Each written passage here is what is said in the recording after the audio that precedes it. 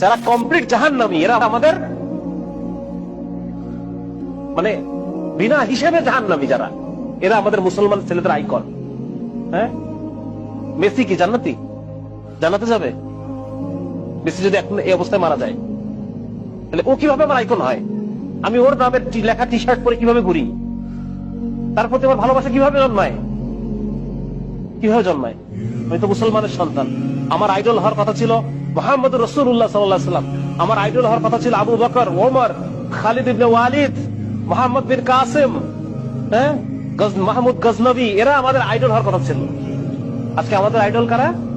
যারা বিনা হিসেবে জাহান্নামী। আমি কি মুসলমানের সন্তান না? আমি পড়ি নাই কালেমা লা ইলাহা ইল্লাল্লাহ মুহাম্মাদুর রাসূলুল্লাহ?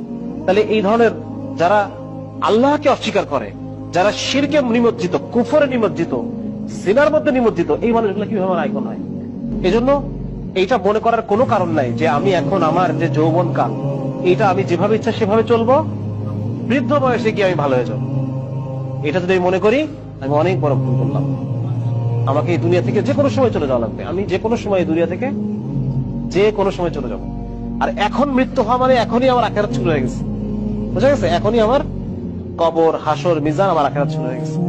যার কারণে এটা, এই ভুল থেকে আমাদের উঠতে হবে এবং মুসলিম হিসেবে আমাকে নিজেকে চিনতে হবে যে আমি সবার আগে একজন কি, সবার আগে আমি একজন মুসলমান।